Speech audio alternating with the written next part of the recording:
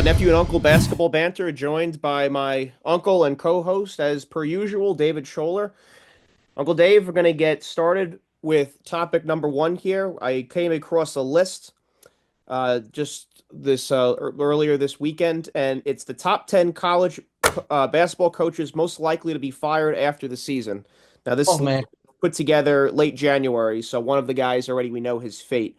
But we have at number one, we have Mike Woodson. Now, Mike Woodson, we know is parting ways with Indiana, so it's like a mutual agreement there. But like you said, they pretty much, I'm sure, asked him to leave. So we know Mike Woodson, he's out. Number won a two, big game today versus Purdue. Big game today. They won versus Purdue. They came back. They were down 12 at the half, and I think they outscored them 50 to 18 in the second half. that's good to see that they're still playing hard, though. You know, you have a Mike Woodson situation. won 50 plus games with the Knicks. I mean, he's been a good coach his whole life. And again, he's made the tournament 2 years in a row. But again, Indiana, like St. John's before they hired Patino and DePaul and some of these other programs who are not going to ante up and have primitive facilities. I'm sorry. You're just not going to get it unless you're going to ante up. Look at the facility at Michigan and then look at the facility at Indiana. Look at the facility at Purdue and look at the facility at Indiana. I know like, an Indiana fan get mad here in this Assembly Hall, but it's not the same facility. It's not the same facility as Michigan State. I mean, it's just not. If you're not going to ante up, put the money in, you're not going to get back results. I'm sorry. That's the way the game is now. You've turned it into like a pseudo NBA situation here. And if you're not going to spend the money on the players, you're not getting it back. Yeah, it's a great point. I think you've made that they need to figure out what's their identity now in Yeah. 2025. It's not 20 years ago where you have reverence. Players maybe had reverence for that type of thing. It's certainly not No, the case anymore. that's gone. I No one think cares. that's a great point too. You know, Bob Knight, they don't care that won three championships there. It's been there. It's not a concern of theirs. Number two on the list, we have Kevin Kruger, Uncle Dave at UNLV. And do you think he'll make the cut? Right now, they're currently 8-8 in the conference and 14-13 overall, but he's number two on the list.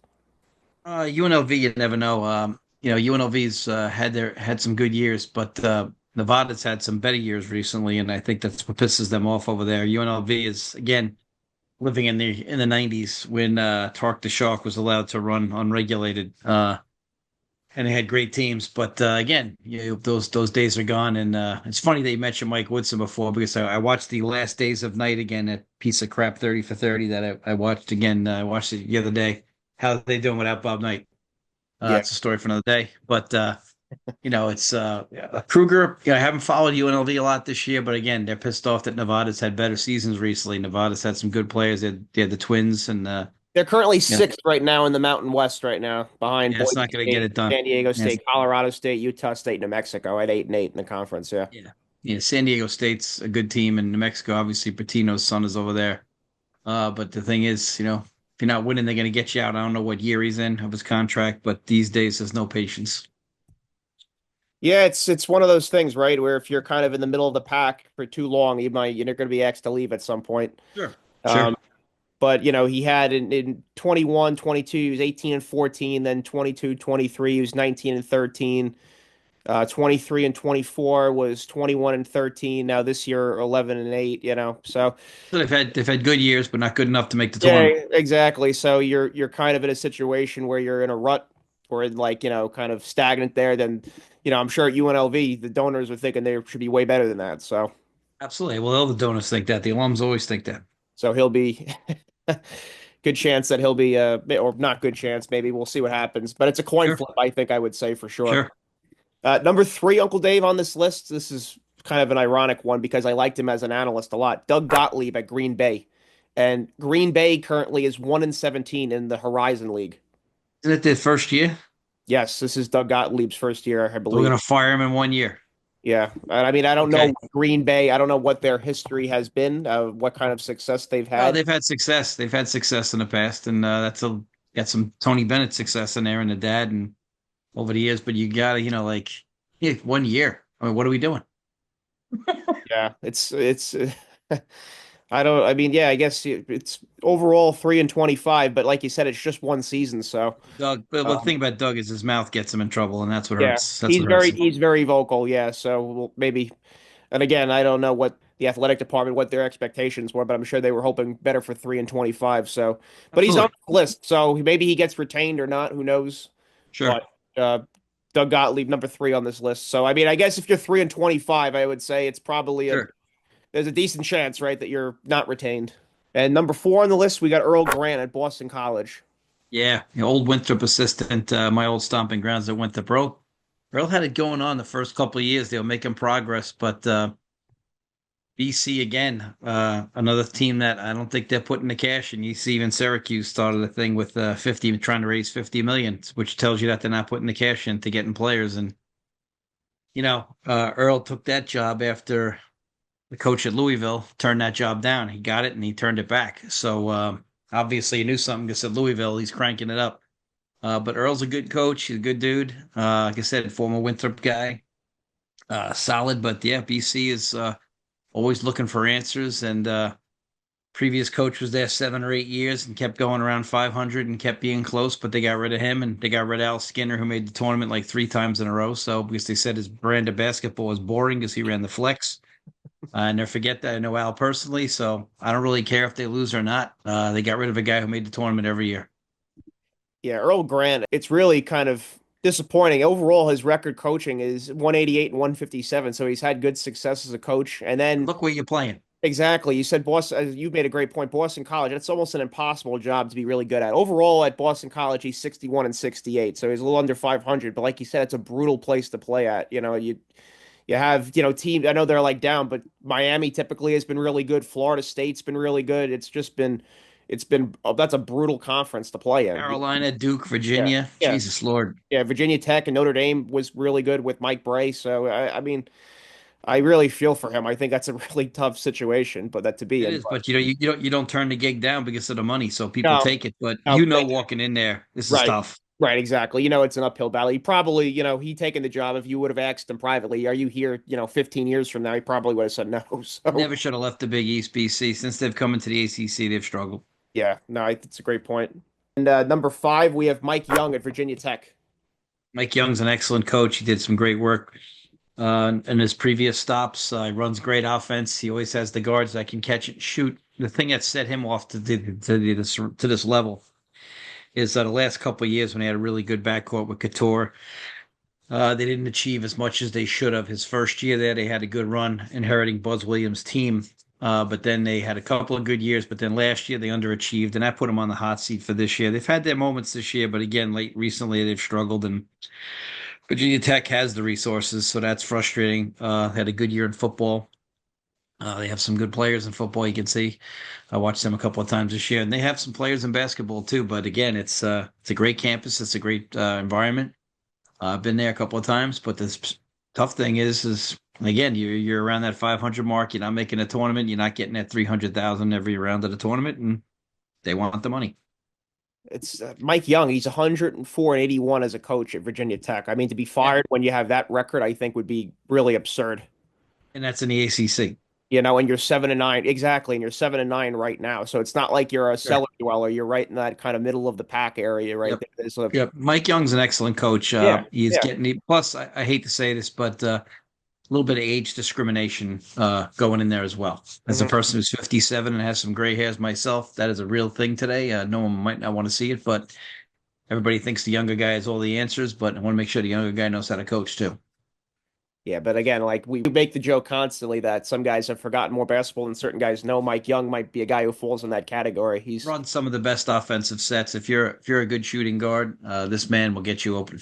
right, yeah. So I mean, you have like a four-way tie right now for 7-9 right there, and it's like around that seventh and eighth spot in the ACC right now. But Sure.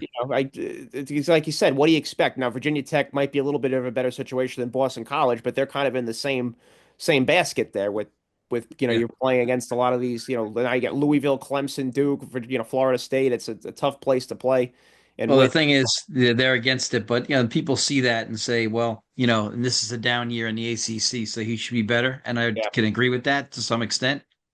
But at the same time, it's still a tough situation. But Buzz had them going for a little while, and people got crazy. But then again, Buzz is another planet as a coach. right. Not that Mike Young isn't great, but Buzz Williams to me Upper is a elite. Yeah, there's level there. He's an upper elite coach, Buzz Williams. Yeah. Buzz is Buzz has a buzz. That's why he's the best. I would be shocked if Mike Young got dismissed, though. I think he's done enough. I think where he'll be back next year. I would be shocked I if hope so. I Yeah, hope so. I'd be shocked. Number I six. hope they're all back. Yes, yeah, I think, yeah, honestly, none of the guys on the list here, I think, are absolutely like deserving. Like, you definitely got to go on this list as of right No, now. I hear you. I hear you. Number six on the list, we have Kyle Neptune. Wow. It's funny. I was just looking at Fordham's record today. He actually turned Fordham around in 1 year. The Fordham people were all excited. This is several years ago, and then Villanova calls after Jay Wright retires. And you can't say no to Villanova, but you can't tell me he didn't realize that you don't want to be the guy to follow Jay Wright because Yes, Villanova doesn't put the resources in either. Jay Wright built that team the old right, way.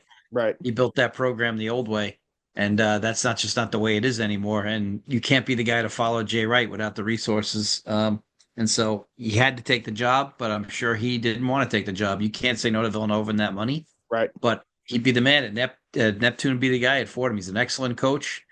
It's a tough spot. He did a great job at Fordham, but you're just not the same as Jay Wright at Villanova. Maybe right, you'd be the same as Jay Wright somewhere else. But when the man leaves, you're like the substitute teacher. I don't care how good you are. You can see the same thing in UVA right now. It's the same situation.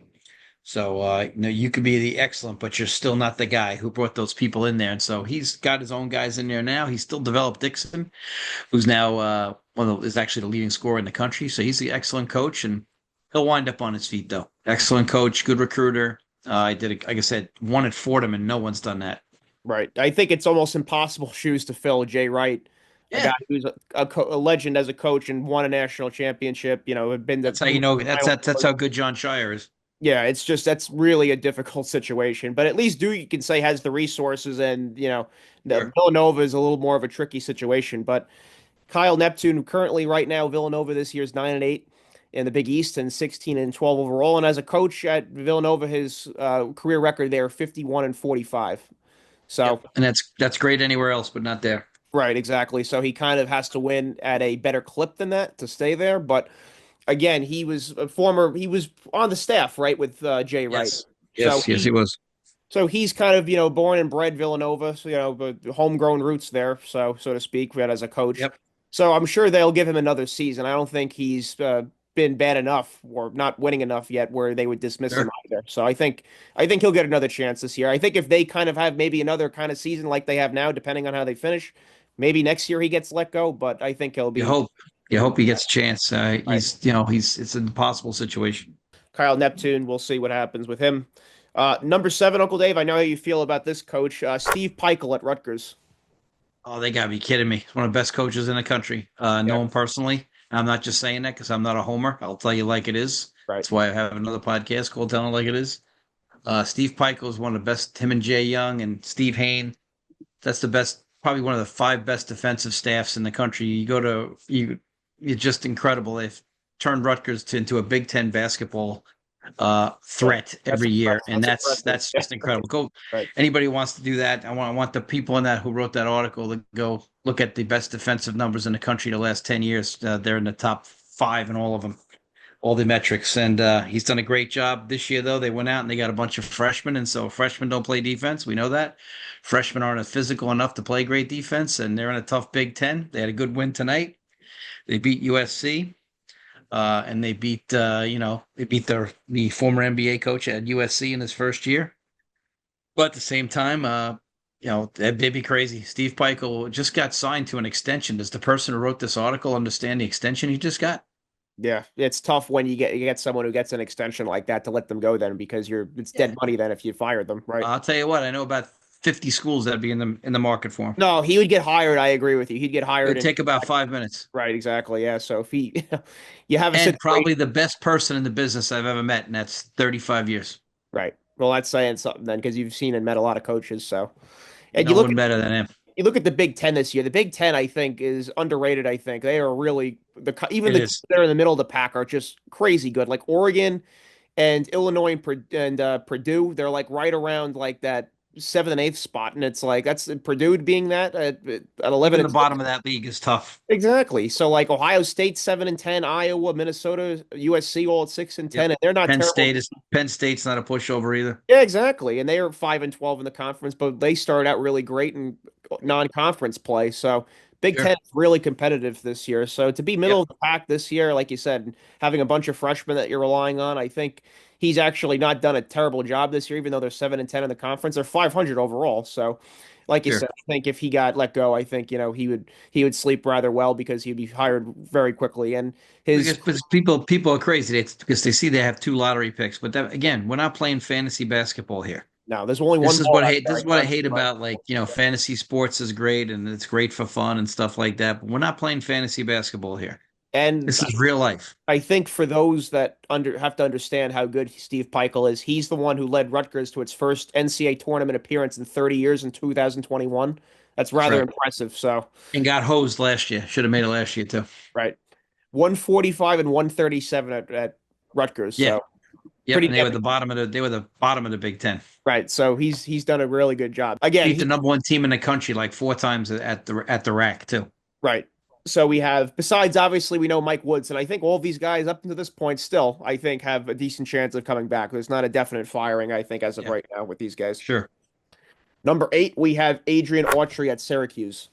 Oh man, Adrian's a good dude. I've known him since he was a player. I'm about 5 years older than him. He was a great player at Syracuse.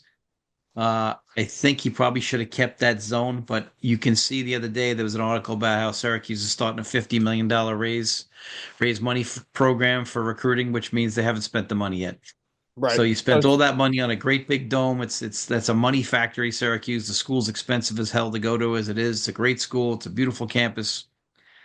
It has a ton of money, but obviously you didn't spend it on the players. And I know the ACC is a little bit behind in this nil stuff, I think, in some ways. And you know what? That's rather They, shocking to me that you have a school like Syracuse or yeah, Carolina. You thought they would be at the top of this. They'd be ahead right, of everybody else on this. So to have some right, schools still lagging behind that are in the sure, ACC, it's kind of crazy to me yeah, with a good and program like Syracuse. and Yeah, Red went to go play man to man, and the Syracuse fans, I have no sympathy for them. They bitched about Jim Boeheim, who just won for 40 years straight. right, And again, when he left the Big East, the ACC, he didn't win as much because the conference is different. It's got different depth. But at the same time, you bitched about this guy, and you give this other guy 2 years, one of your own. You're gonna throw him out. I mean, I tell you what, if he doesn't finish strong, he is vulnerable. There's no doubt because the world has just gotten crazy. right. I think some of these schools now, like we have enough sample size now of Indiana post Bob Knight. I think a lot of these schools, your fear is you turn into that, where you have maybe a season or two sprinkled in there where you have a good team and you make a run, but you don't have that sustained success that you had when you had a guy like Jay Wright or Jim Boeheim. So like a lot of these coaches, like again, Michigan State's going to be another program like post Tom Izzo. You got to be careful. A lot of these guys they put their mark on these programs and they make them successful, and it's not the aura within the school; it's the coach that made that program so special. Jim Boeheim is Yeah, certainly one of those men. So. If you're Syracuse, you're not special because you're Syracuse. You're special because you had Jim Boeheim and the culture that he brought there. So, absolutely. again, it's really too soon to tell, but 31 and 28 at Syracuse, obviously Syracuse is thinking they're better than that. So he Yeah, might get let go. We'll see what happens with him for sure. But again, he was a Syracuse assistant multiple times, 2011 to 2016 and then 2016 to 2023. So, again, he's someone who's been a part of the program for a while, so I'm sure he might. excellent player. Yep, I'm sure he'll, and again, a former player there, so he probably will survive this season, I think, regardless of how they finish, but He deserves a shot. yeah, again, if you have a situation next year where they're kind of around 500, he might get the axe. And we got number 9, we got Steve Forbes at Wake Forest. Yeah, well, he deserves to stay. Steve Forbes has been hosed out of the NCAA tournament a couple of times. If he gets hosed this year, you got to have an investigation. It's the guy who lost to the kid Carr in Kentucky and lost Poopy Miller, who probably is the best point guard in the ACC right now that nobody talks about. But he was been hurt for SMU the last 2 games, and SMU's lost the last 2 games, and it'll probably cost him. But Wake Forest lost Carr for Kentucky and Boopy Miller, and he's got these guys playing again. They lost here. They lost to Clemson. They had a bad loss the other night though to NC State. That is going to hurt them because they got blown, and they're always looking for ways to screw Wake Forest. I feel like there must be like a personal vendetta, but he's just won every year. He's won 20 games pretty much almost every year, and then again, a really tough league, and he's done a great job. He's a guy who should not be on this list. The only one who should not. I mean, Peichel. It's even a joke that they mention him, but this is almost as big of a joke. This sports grid list here, I think, is just totally asinine. So you have Steve Forbes as a career coach, 219 and 104. he's been an Yeah, well, incredible coach. He won big at a small level too. Yeah, and then but at Wake Forest, though, he's 89 and 61. It's like Yeah, I what do you know. want? He's winning almost 60% of his games there. It's funny because they'll tell you, well, he's got Unbelievable. to get in the tournament. Well, Oh my Mike God. Woodson got in the tournament. Yeah. Mike Woodson got in the tournament. You're getting rid of him.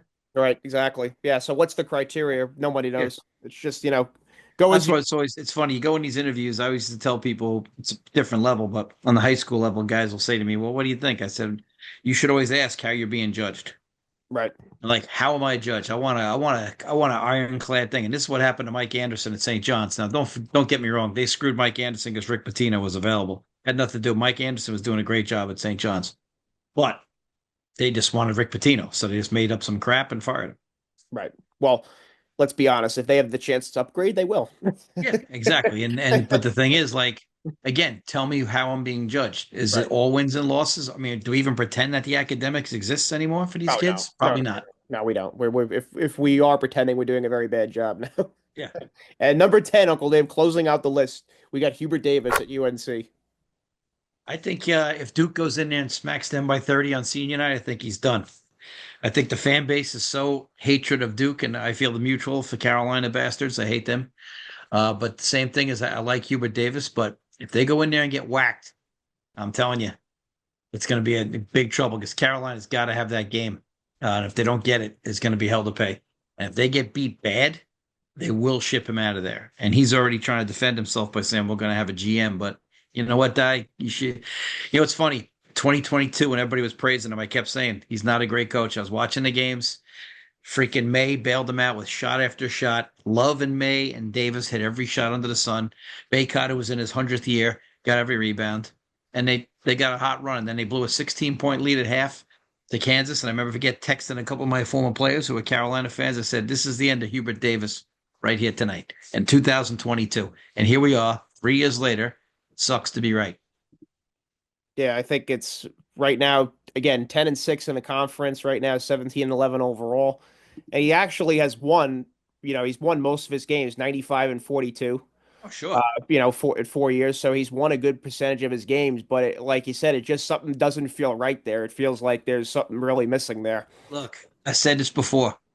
25 and 10 at Carolina is not acceptable. Right. 25 and 10 at Duke is not good enough anymore. So true. The way 25 you, and 10, right, 25 and 10 at Kentucky is not good enough either. So you right. know what? It's just the way it is. Yeah, It doesn't mean they're right. And you know what? If Houston keeps winning at this level and Calvin Sampson leaves, 25 and 10 won't be good there anymore. right. It's Yeah, just not. I yeah, mean, just there's certain places it's not good enough, and Carolina is one of them. yeah. So he's actually, you look at his record and everything. If you look at his record just standing alone there, you're like, all right, he's done a pretty good job. But like you said, Absolutely. At UNC, it's the highest of the highest standard here. It's like anything less than an A grade is considered failing. So It's a blue blood. yes, yeah, exactly. Kentucky, Duke, UNC, Michigan, those are programs that are judged way differently. Kansas, got to Sure. win.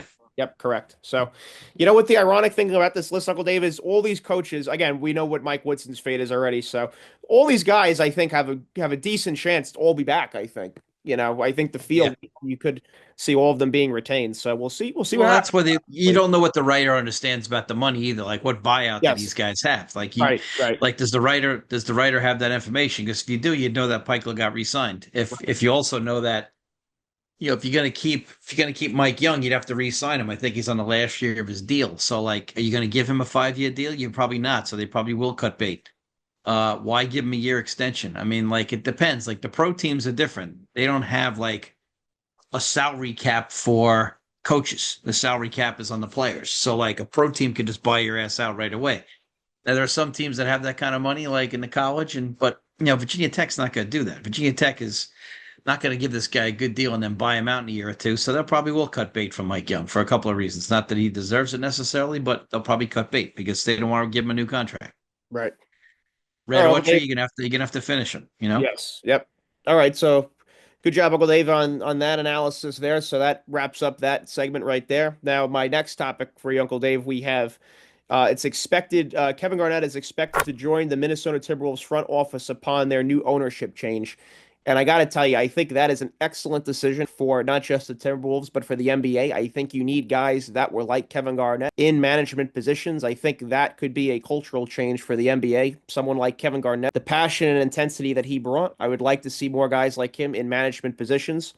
And what do you think of that? I think it's something that's a no-brainer. I think it's a great look for the league. He was a great player, certainly. He's whenever he speaks, people listen because he was just such an intense and successful player. Oh, Kevin Garnett, it's only going to bring good things. Kevin Garnett was so intense, always played hard. He played the right way too. So Yep, anytime you need to, I mean, personally, I think they need to make a guy like him the commissioner of the league. I agree. Um, I guess Adam Silver, I think, is the worst commissioner maybe I've ever seen in Yeah, sport. well, Maybe yeah, with the exception of the baseball commissioner two commissioners ago. But this guy is atrocious. I think he's like uh, I feel like he's like a middle school assistant principal or something. I don't know what the hell he's doing as the commissioner of the NBA, but like these ideas he has are just insane. It's right in front of your face. If you want the All-Star game to make it work, have America versus the rest of the world, guy. It's not that I complicated. think The, hockey's got it right with that one for yeah, sure. the guys would play hard. Do it. The guys would play hard. America versus the rest of the world. Let's go.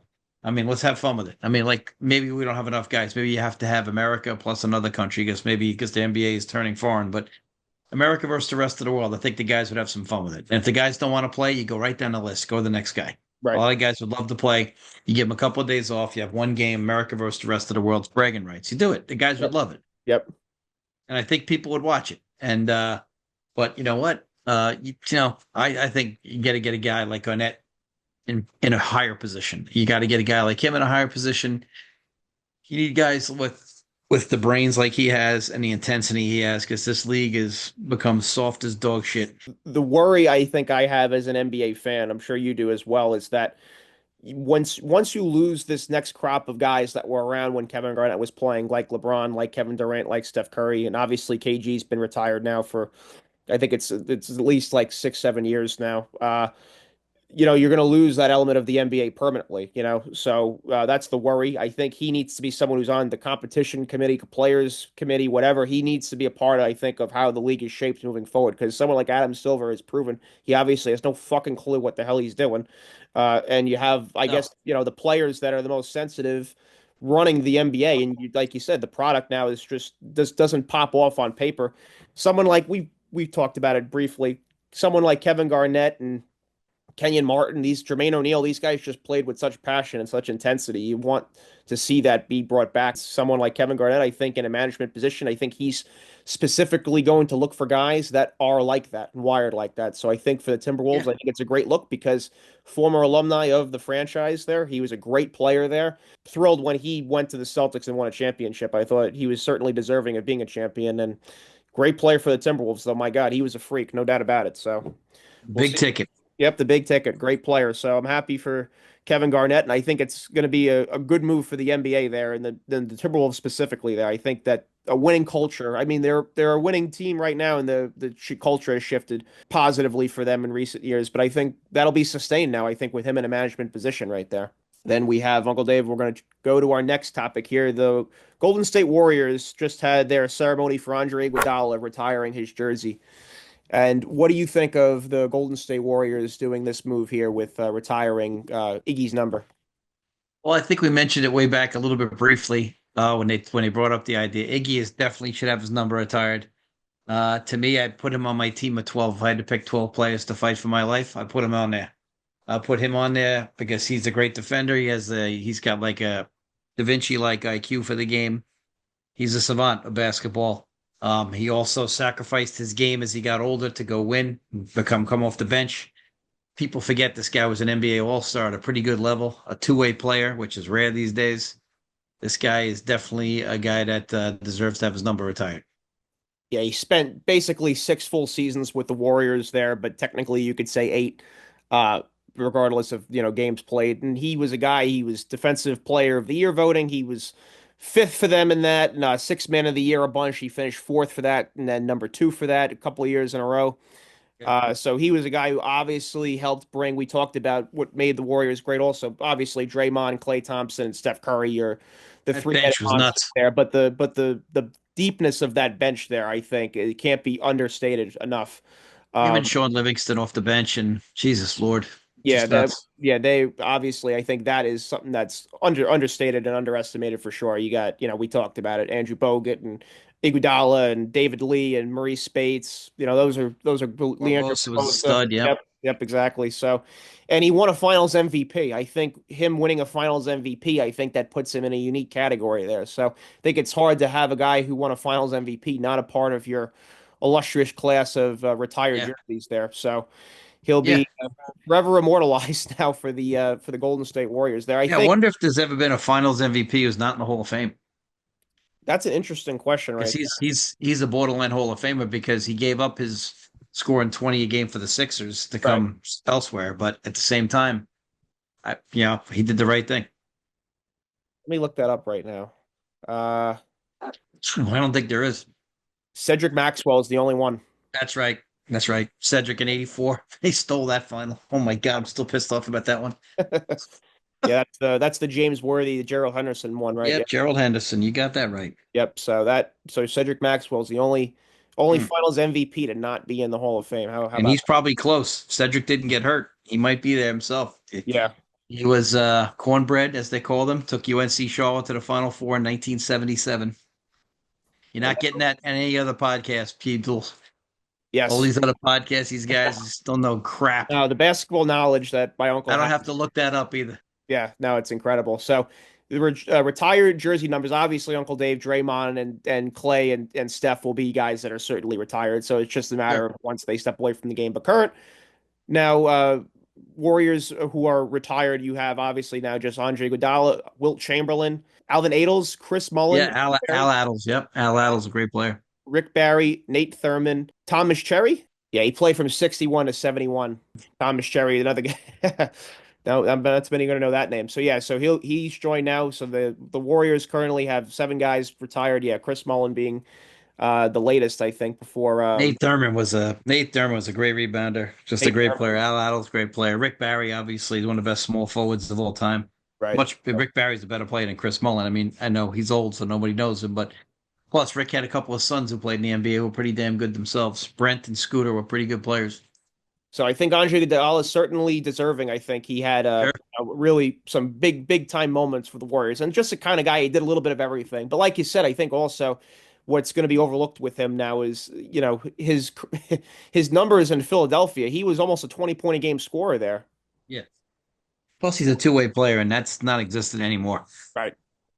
He was a guy I mean, also. he He reminds you never, of like a Sydney. He reminds you of like a Sidney Moncrief guy. right. He's bigger, but the guy who just did everything. Did a little bit of everything on both ends of the floor. And Sidney Moncrief certainly a great player himself. But guys like that who in the '80s and '90s, late '80s to Sydney, just could play both ends of the floor.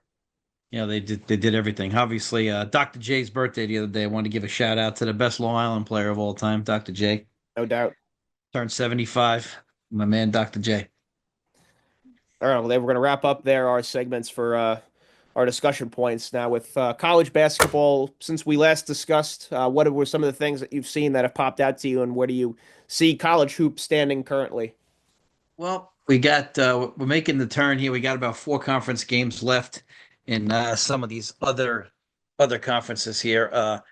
And what's happened is Michigan fell to Michigan State the other night as I moved the laptop to a little bit of a more plug-in source in case we go overtime. Let me turn the light on here. I don't Sure. want to go in the dark. But Michigan hung around with Michigan State, but like I've been saying all year, Michigan State's legit this year, and Michigan State dispatched Michigan, and I'm not shocked by that. Michigan's very good, but Michigan State is a little bit better. So that was a big game on Friday night. That was a lot of fun to watch. So that was a really cool situation to watch that game. Yesterday we saw some great games, and today we saw some great games. St. John's beat UConn today. We saw that game. That Big was a lot win. of fun. Yep. Rutgers obviously won today against USC. Yesterday it drove me crazy though. Again, we're gonna get back to this net crap. So Arkansas finally wins the damn game versus Missouri, and everybody goes crazy because Missouri beat Alabama, but Missouri beating Alabama has nothing to do with Missouri versus Arkansas. Arkansas is at home. So Arkansas now they go, oh, they're definitely off the bubble now. You're 5-9 in your conference. You're 6-9. I know. Ohio State loses again today. I don't want to hear about them anymore. And then Oklahoma finally wins a big game and they go, they're back. They're back.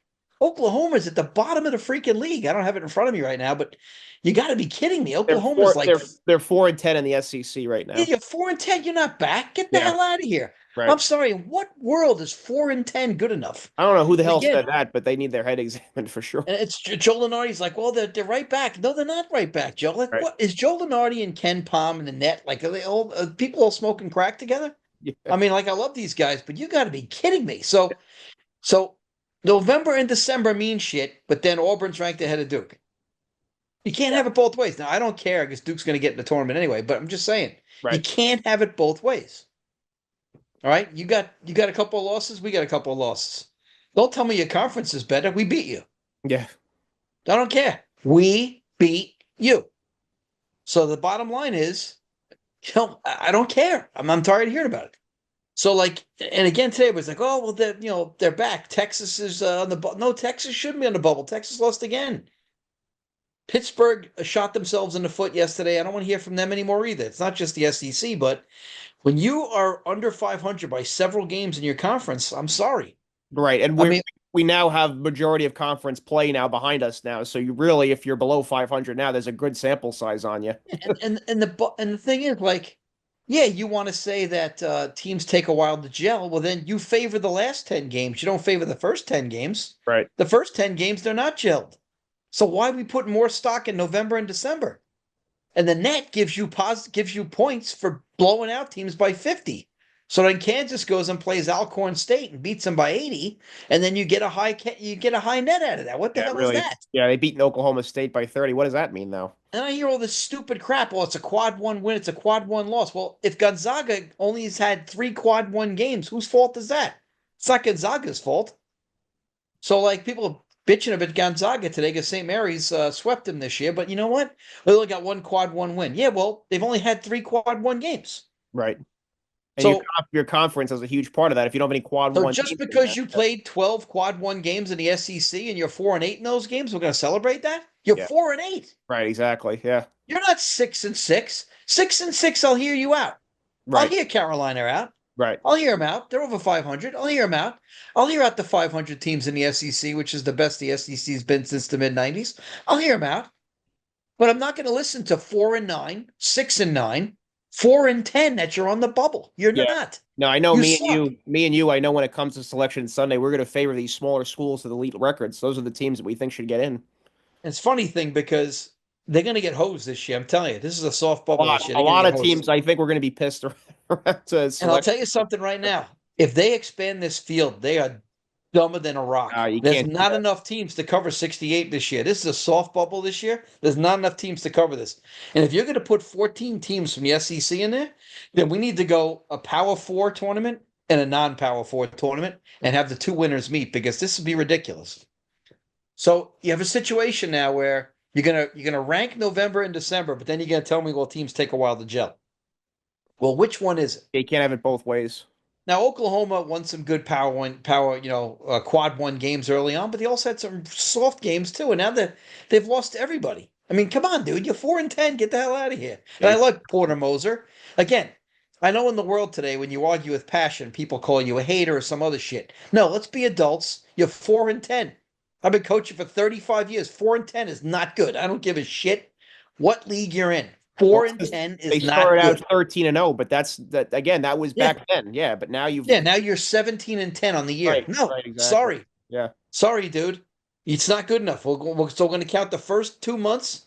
We're going to count the first 10 games more than the last 10 games. Bullshit. yeah, Last 10 games is who's hot. If you're going to do that, then SMU better get in. Because SMU played their last two games without their point guard and lost. His best point guard in the ACC. And I'm an ACC fan telling you that. So, we got to be smart about this. If we're going to say, oh, RJ Davis is better. No, RJ Davis had a bad year. He's played well in spurts, but he's not the same right now. He doesn't have the same spacing without 30-year veteran Armando Bacot in the post. But give me a freaking break. I mean, like, we're sitting here arguing about 6-9. Come on, dude. Yeah, Calipari might get in because he's Cal, but that's a disservice. They haven't had a good year. I'm sorry. Ask the Arkansas fans if they've had a good year. they shouldn't have special treatment because it's Coach Calipari. No. if you put a gun to an Arkansas fan's head and said, "Tell me the truth, you had a good year," and gave them a couple of shots of rum, they'll tell you they haven't had a good year. They'll Right. tell you they're disappointed. No, it's true. Now, can they get in the tournament and win a game? Absolutely. And these bottom teams that get in from these big conferences, they better all be in that Tuesday and Wednesday night. They all better be in the out bracket game because that's bullshit. I'm sorry, you shouldn't be in there. It's bullshit. You should not be there. That's crap. If Arkansas gets in and like Carolina gets in, they should have to play each other. You want to get a good rating? Put those Tuesday, Wednesday games, make those the 11 seeds. Right. Make those the last at large bids and make them all major conferences.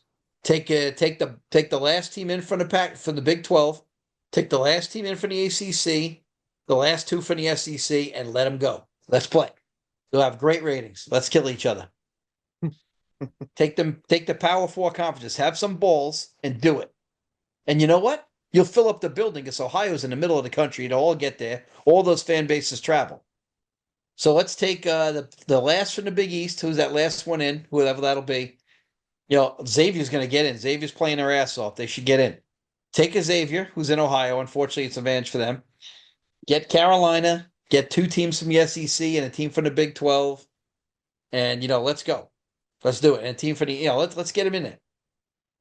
We'll have a great time. I think that's a great point. Who also I think had an excellent win was BYU. They beat Arizona at Arizona. Oh, worst call of the year. 96-95 victory for the BYU. Worst call of the year. You got to watch this game. Arizona game. Now Arizona's in anyway, but can you imagine if they were a bubble team? I mean, they got ripped off, and I'm not an Arizona fan, but I'm not a BYU fan either, except for Jimmer Fredette in the old days. But they got hosed. Go back and watch it. Oh my God, it's awful. People will tell you a ref can't cost you a game. No, Yeah, of tell course the they can. 85 Cardinals that. Yeah, of course they can. Yeah, tell the 2002 Sacramento Kings. Let me know how that, Oh that God. worked out. Yeah, that game six, boy. Oof. Ref can't cost you a game, huh? Okay, let me know about that. That's a person who's like watched 4 games in their life. Says Uh, that. and then And so yesterday we had Georgetown lost to Creighton, so they're officially done. If you want to go down, Clemson has another good win. Like I said, SMU lost, yeah, it's a Duke nice one. won, Wake Forest had a bad loss, NC State just thumped them, Pittsburgh bad loss. Uh, Obviously, UConn got beat by St. John's pretty bad. Rick Pitino's got that thing humming over there. They got to get it. Sure Rick does. Pitino, we said, coming out not recruiting high school players. Love that quote because he's honest. He's then again the Big 12. Kansas looks like they're still asleep. I don't know what the hell Kansas is doing. I think they play tomorrow night. Yeah, Uh, they thumped Oklahoma State, but Oklahoma State, me, you, and three guys at the park would, at least we'd play a little bit harder. That program's gone on the crapper. yeah, It's funny. They had Brad Underwood for a year. He did a good job and left. That shows you that he knew something was wrong there. He right. left Okie State. Remember that? He left Okie State after 1 year and he goes to Illinois. He's had good success in Illinois, and Duke beat the living piss at Illinois last night. It's funny. Uh, they got good looks in the beginning, Illinois. They didn't hit any. And in the beginning, Duke's defense wasn't great, but Illinois missed about 4 or 5 really good looking open threes and a layup, and that was it. Duke Yeah, got out in Illinois, transition. Illinois in like the first 7 minutes, they're down 10, but they started like over 7 from 3. So you're thinking, all right, Exactly. you can connect on a few three balls here. You might be able to make this a game late in the second half, but then the bottom just fell out. Sure. So Duke Well, they the other carried thing too business. is Duke got out in transition, and Illinois had a good game plan. They were going to let James have to shoot, but he bangs three in the first four, Yeah, I and know now that's they're that's they're tough. they're up 8-2. When the guys that are coin flips for you play really well and you're Duke, you're really tough to beat then. And Illinois, they had some great backdoor cuts and they had some good action in the first, 5, 6 minutes of the game, getting really good looks around the rim. But that's a game where 9 out of 10 times Duke is probably going to beat them and beat them pretty handedly. So you have to, Yeah, I mean Auburn with a good win. Alabama gets back on track. Houston had a good day. It was a close game. Iowa State hung in there without their two best scorers. That was a good game. Then you have a situation where like we said, Nova had a tough loss over the weekend. So it's a little bit of a mess right now. But the bubble is going to be weird. I think these smaller schools are going to get hosed because this whole love fest with the SEC right now. I feel like there's like somebody's got naked pictures of somebody somewhere. so true. And so, Ohio State, they lost. They had a bad loss. I don't want to hear from them anymore. Rutgers is trying to hang in there at 7-10. You got to find a way to get to like 500 in the league. I mean, if you're 500 in those leagues, I'm willing to listen to you. Absolutely. Yep. But if even if you're 7-9 or 8-10, I'll listen. But when you're 3 or 4 games under, I'm not listening. I'm sorry. You got to draw the line somewhere. You got to have some goddamn standards. So I know we're in the world today where you can't have any more standards. Bull crap. You show me the team that got in at 7-11 from somewhere. That's crap. And this is not the best league in the history of the history of the NCAA either. I got news for these guys. Because Alabama, last 2 weeks, Alabama's shown some warts. The kid Nelson is not playing well. They don't play any damn defense. Just because you play fast doesn't mean you play defense, obviously. The Alabama doesn't play any defense. So even though they won the other day, I wasn't impressed either. Tennessee with a good win. Florida looks good. Some great wins for them. Texas, like I said, didn't get it done again the other day. But you know what? What are you going to do? Missouri looks good. They're good on paper. Like I said, Arkansas beat them. But Alabama showed some warts. The team that's really been hurt the last 10 days the most is Purdue. Purdue was playing so well about 2 weeks ago. And today, Braden Smith looked as bad as I've ever seen him. Today, they're up 37-25 at the half against Indiana. And then Braden Smith had like 3 turnovers in the first 5 possessions of the It's a second half. bad loss. And Yep. they got blown. That's now you say, well, you lose at Indiana, it's a rivalry game in state, so it's not a terrible loss, but it's the way they lost. Hmm.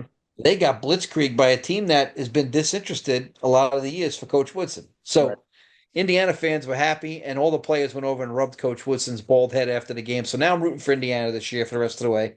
I'm hoping to get hot because this guy got screwed. Yeah, I think so And too. so you know what? Guys made the tournament. I think 2 of the 4 years he's there. And here's the thing: Tom Crean, we had Mike Davis, we've had Sampson was there for a hot minute. Uh, we just keep having people go in there and nobody gets it done. So then you got to ask yourself, when several guys haven't gotten it done, either the administration's choosing the wrong guy or the school's not putting in enough. So either way, it's on the school.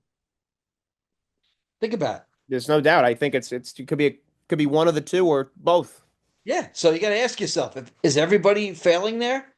Well, if everybody's failing there in your eyes, A, you need to change your standards of what failure is and what success is, or B, somebody's not getting it done in your building. And if it's that's 4 or 5 coaches now since Coach Yeah, Knight. and Tom Crean had success at Marquette before Indiana, so you have to Exactly. chalk it up, I think, to Yeah. the So school. like, are No we all question. are they have they all gone crazy? I mean, I don't know. I mean, like, I've heard some rumors for some good guys for the Indiana job. Rick Guys Pitino that, said Chris Beard would be the perfect guy. Rick yeah, Pitino. but it's Chris Beard. but here's the thing. And I know Rick says that on the basketball side, but I guarantee you that Mississippi is going to pay more than Indiana. SEC's got even more money than Indiana. I mean, Indiana's basketball is better, but if he wins at Ole Miss, which he will, and they're going to spend the money and they got better facility, I don't know. I'm going to stay there and be the man. Right. Can you ever be better than Bob Knight? Probably not. Plus, Chris Beard, he's a former Bob Knight assistant, by the way, at Virginia Tech. Absolutely. So that'd be interesting. Maybe there's some sentimental thing, with maybe But I tell potentially. you what, man, I would love to see him stay at Ole Miss and get it done. Now they had a tough couple of they've had a shaky 10 days. Buzz Williams had a tough game the other day. They got blown out. But you know what? They're all tough. All these teams are tough, and I give them respect. But at the same time, uh, you know, I'd like to see Chris Beard stay where he is.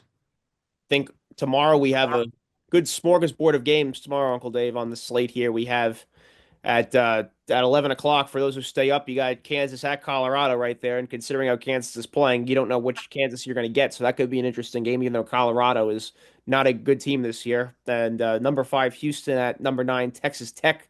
That is going to be a fantastic game, I am sure. And then you have number 12 Michigan at Nebraska, who Nebraska right around that 500 mark there. So Michigan going in Nebraska, that could be a fun game as well. And yeah, obviously, you got to keep an eye on North Carolina going into Florida State. So those are my 4 games that I've highlighted right there for tomorrow night. Sure.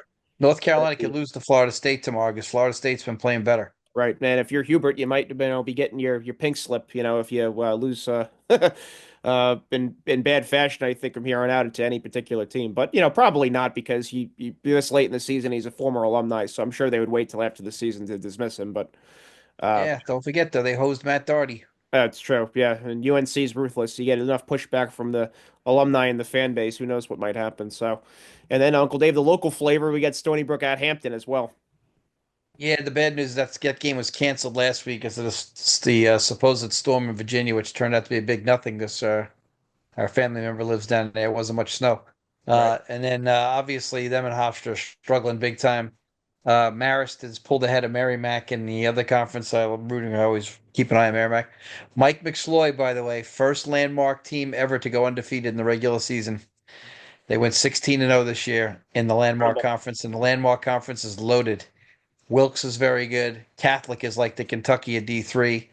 And Scranton, who used to be really good, is rebuilding, but that conference is legit. And Mike went 16-0. Congratulations to Mike. To do that at any conference at any level is impressive. Anywhere. Oh, God, It's yeah. impressive to do it anywhere. Especially with the modern day player who's so Oh yeah. distracted by their Right. Even if phone. I you're mean, head and like, shoulders more talented, yeah, it's hard to get kids motivated enough to go 16 and yeah. 0. So, Well, that's Mike's style, I think, gets them going right out of the gate. I mean, so I texted him yesterday for the first time this season because he was playing so well. I'm very superstitious. I just texted him. I said, Mike, I've been following you, but I didn't want to yeah. jinx you. He goes, I know you're superstitious. Yeah, It's so like, Mike McSloy, what, he was a hard worker, hard-nosed guy as a player, so as a coach, obviously, he's putting in the time, there's no doubt. oh God, yeah. Yep, we had fun. We had fun and we won a lot. But yeah, so we have then we have that for tomorrow night, and then you look ahead then to Tuesday. You have God quite a bit of games going on there. Got Louisville at Virginia Tech. We have some good hoop, no question about it, on Tuesday as well. Then Providence at 16, Marquette, who they're number 16 still. How, and who knows why? I don't know. No, we don't know. And we have a couple. Obviously, anytime Duke plays, that's going to be a highlighted game at Miami. That one could get really ugly, obviously. And then number 2, Florida at Georgia. So we got some good looking games. Funny, some funny stuff. Did you see that the Duke assistant's going to get the Miami job? I saw that. I saw that. Yeah, Ja Lucas, right? John Lucas's son, Yeah. How a about big that? recruiter. And then Louisville obviously needs to get some respect here. Louisville, he's done one of the best jobs. He was at College of Charleston, Yeah, they're did a having a good great year. job there. And they have more. Don't forget, College of Charleston has the best collective in the CAA. The players were all getting, I think it was 150,000 every player on the basketball team last year. So it's well known. And they had Stony Brook's best player from the year before. Post So post Rick Pitino and post Brothel, Louisville's still doing good. yes, yes, yeah. Well, Louisville. It's funny. They lose for a couple of years and then they go, "Hey, we better ante back up." And Louisville is that's a one sport town. You go there, it's like Kentucky. They don't want to hear about football season. They want you to win basketball games. And it's good to see Louisville back. And they're legit. He I will gets them say to play. Louisville to me is one of the most underrated big time programs in the country. I feel like I think they're a team that everybody knows has always been in a program that's been really good for a while, but kind of underrated too at the same time. So they're an interesting group. Yeah, the funny thing about Louisville is back in the day they were in the old Southern Conference and they had like a free pass to go like, 28-5 every year because they weren't in one of the bigger conferences. And then Denny Crum would get them to the tournament. In 81 and 86, he's got two titles there. Not 81, 80 and 86. 80 and 1980, Darrell Griffith, Dr. Duncanstein, and they beat UCLA with Kiki Vandeweghe and Rod Foster. And they had Larry Brown was their coach. And that was a great game. And then 86, unfortunately, they beat my beloved Duke Blue Devils in 86 with Never Nervous Purvis. And they had a great backcourt then, too. So, but Louisville had like four Final Fours in a 6-year period with Denny Crum. Yeah. They had Lancaster Gordon. They had some great guards. They had the McRae brothers. They were really good. Danny Crum had that thing going like crazy. They lost to Olajuwon and Fly Slammer Jam in one of the greatest games of all time in the 84 semifinals. The 83 semifinals, I should say. And basically they had like them and Akeem and Clyde Drexler going up and down dunking on each other. It was a great game. But Louisville's been a great program, but they had that little built-in thing there where they could dominate that Southern Conference and the Freedom Conference, and they'd get away with it. And then they'd come in the tournament and just kick the living crap out of you. So Denny Crum was a great coach, old UCLA assistant. Think also, Uncle Dave, Tuesday, you got a big game with Alabama at Mississippi State. And Yeah, Alabama, Buzz needs a good win. Yep, they've lost, they lost two out of their last three games here. Now, granted, it was to number one Auburn and number 15 Missouri, and they had a nice win against Kentucky. But I think a big game for them. So we'll see what Alabama delivers here on the Tuesday night. I Yeah, think well, right now it seems like the four number one seeds. Well, I think the four number one seeds are they're going to get number one seeds in no particular order. Is right now it's Auburn, Duke, Florida, and Houston. Because I think Alabama, with a shaky week, played themselves out of that. I think they'd be the best two right now. Again, no particular order, but I guess it depends how much stock they put in these conference tournaments. So, like, say Auburn doesn't win the conference tournament and they lose in the semis. I mean, are you going to penalize them? I don't think you would. no, Their I would. body of work is too good. Yep, But like a Florida who doesn't have as good a body of work, yep, you are might. they going to be on that one line? They might. Tennessee's probably going to be high in that two line. Tennessee's revved it up again, although the kid Lanier yesterday, 8 threes, one of the quickest releases in college, if not the quickest. The only thing that worries me about Tennessee is if they doesn't score for them in a tournament, they could be one of those teams that's fighting in a 60-60 game against some smaller team. And this the last point I wanted to bring up to you. I was thinking about this the other day. You know how like you'd get like a Hofstra would go beat somebody, or Cleveland State would go beat somebody. I wonder if that's going to happen as much anymore for this simple fact. Those guys who are seniors on those teams now go to better schools now. They do. Yep, you have an They're example. leaving at a higher clip, and every year they're leaving more. So, like, if you look last year, like Dalton Connect, all right, so Dalton left and he winds up at a better spot. Like, does that then take, like, if you just take a look at the landscape? So, again, I hate to do this to the local flavor, but Hofstra, Stony Brook, both excellent years last year. It's such a year to year thing. But then you say to yourself, if I built and I had two good juniors in my backcourt, doesn't and I'm in a mid major, there's no way I'm keeping them. Yeah, you're not, or you're not keeping both of them. That's for sure. Yeah, Yep. so now is oh yeah, now the Ivy League's a little different. So is Yale going to beat Auburn? Yeah, I guess they still could because Yale's so well coached, and a coach that I'd like to see maybe get in on that Virginia job, Coach Jones.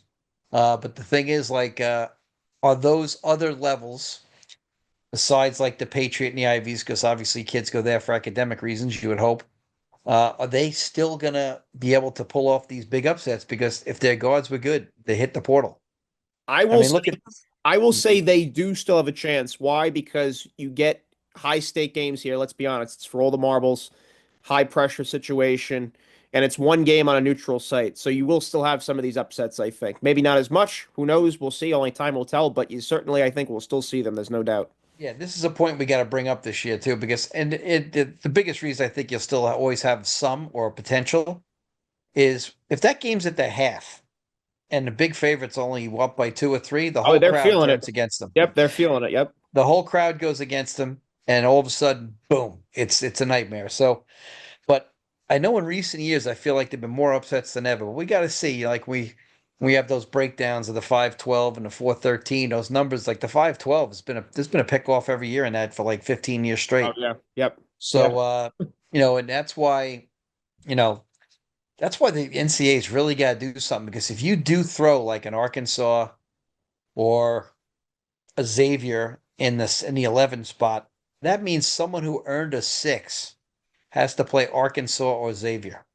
Yeah. That you're not feeling too good about that. You're feeling like you got So screwed. right now you're looking down there going, that's my fucking reward. Excuse my French, but that's my reward to play John Calipari, who's been in 50 of these games. I know. Yeah. Doesn't feel Uh, much of one. but what do you do? Like, what do you do? It's such a nightmare for these teams. Like, what are you supposed to do? Yeah, it's going to be You know, interesting either way. Either you get a smaller school that's had a really great season and winning at an elite clip, or you get, like you said, kind of a team that's middle of the pack for an SEC team. Either way, you're playing against, an interesting kind of situation there. So you get smaller yeah, school, Utah great State's tough. record.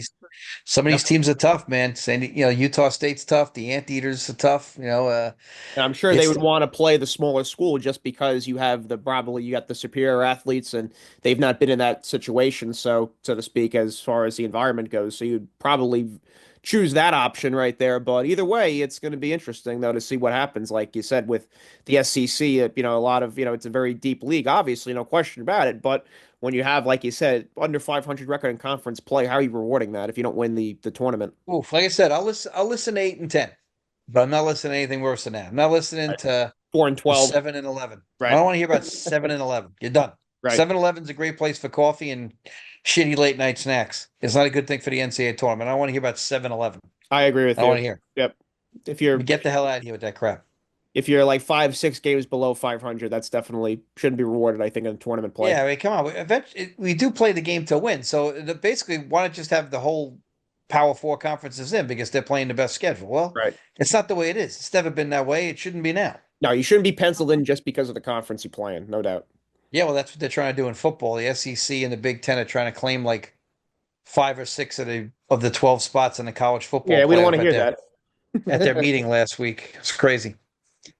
So we don't want to deal with that in basketball. We want to preserve the NCAA tournament. It's a beautiful thing. We want to preserve this thing. It's a sacred cow. Nope, and we don't want to extend the tournament as far as adding more teams in there. We don't want Oh, we're any of not that. even good enough now to get 68 teams. Yeah, I know. Yeah, Jim Boeheim had a ridiculous idea. He's like, "Oh, why don't we make it just like 100 teams?" And Coach K's like, "No, no, no, no. We can't." No, excellence needs to be rewarded. Exactly. It's a sacred, pure type of thing. You can't fuck with the numbers with that, I think. So, Plus, the other thing in is, agreement. I've watched them go from 32 to 43 to 48 to 53 to 64 and now to 68 in my lifetime, which is fine because 64, they let more of the smaller teams in. But all you're going to do when you hose these other guys is you're going to bail out the crappy big school team. And that's not worth Yeah, it. you don't want to water it down anyway. All No, right, I Uncle don't. Dave, we'll wrap it up there for tonight. Sure. All right, all you basketball fans out there, live long and prosper, and may the force be with you. Oh, bubble. Adios.